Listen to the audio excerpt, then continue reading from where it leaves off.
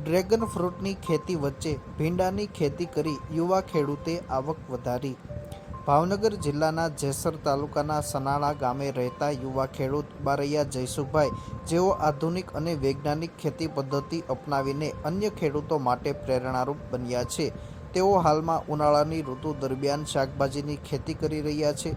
જયસુખભાઈએ પોતાની 1.5 વીઘા જેટલી જમીનમાં ડ્રેગન ફ્રૂટનું વાવેતર કર્યું છે અને તેની વચ્ચે રહેલ જગ્યામાં ભીંડાનું વાવેતર કર્યું છે। મારું નામ બારિયા જયસુખભાઈ રાજાભાઈ, ગામ સનાળા, તાલુકો જેસર, જિલ્લો ભાવનગર।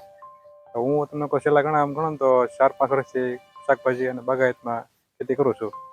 એમાં આપણે ડ્રેગન ફ્રૂટ વાવેલા છે અને મિશ્રમાં આપણે ભીંડો છે। ભીંડો આપણે એમ ગણો ને તો અત્યારે 40-45 દિવસ ઉપર થઈ ગયો છે અને અત્યારે ઉતારો શરૂ છે એમાં। અત્યારે શાકભાજી પાકોનું વાવેતર કરવાનો વિચાર કેવી રીતે? હવે એમ ગણો ને તો અત્યારે કપાસ, સિંગ છે, એમાં અત્યારે બહુ ભાવ કાંઈ તમને ખબર છે કે બહુ ડાઉન છે અને માર્કેટમાં કાંઈ બહુ વળે નહીં, લાંબો સમય રાહ જોવી પડે છે। અને શાકભાજીમાં કે 30-35 દિવસમાં આપણે શરૂ થઈ જાય શાકભાજી, એટલે એમાં આપણને ભાવ આમ ડેઈલીના સારા ભાવ મળે।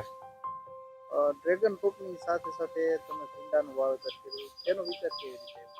તો ડ્રેગન ફ્રૂટમાં એવું છે કે આપણા એરિયામાં કાંઈ એટલામાં કંઈ ડ્રેગન ફ્રૂટ છે નહીં, તો આપણને એવું હતું કે આપણે ડ્રેગન ફ્રૂટ કરવી એટલે એના કારણે આપણને આ એરિયામાં છે નહીં, એટલે અછતના કારણે ભાવ સારા મળે એમ। આપણે 1.5 વીઘામાં ભીંડો છે અને ભીંડામાં આપણે પાયામાં દેશી ખાતર, પછી આપણે અત્યારે જીવામૃત છે, પછી નીમ ઓઇલનો સ્પ્રે છે કરી આપણે રોગ આવે ત્યારે। એટલે ભીંડામાં તો આમ ગણો તો ઓછા રોગ આવે અત્યારે, કેમ કે તડકાનું વાતાવરણ છે એટલે ઓછો રોગ આવે। તો ભીંડામાં તો આપણે વાવેતર કરીએ એટલે 35-40 દિવસમાં ઉતારો શરૂ થઈ જાય અને કન્ટિન્યુ 2.5-3 મહિના હાલે આપણે।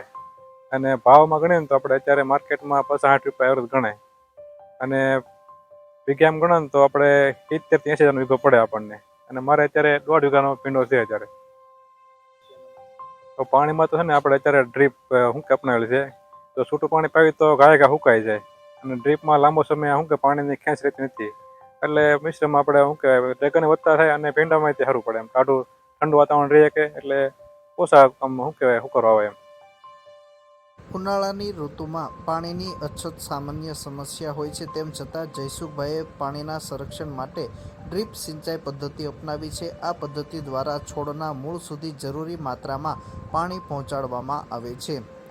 જયસુખભાઈનું માનવું છે કે એક જ ખેતરમાં વિવિધ પાકનું આયોજન કરવાથી જમીનનો સંપૂર્ણ ઉપયોગ થાય છે અને ખેડૂતોને આર્થિક રીતે વધુ ફાયદો મળે છે। ડ્રેગન ફ્રૂટ જેવા બાગાયતી પાક સાથે ભીંડા જેવા શાકભાજી પાકનું સંકલિત આયોજન કરીને તેમણે ખેતીમાં નવી દિશા દર્શાવી છે।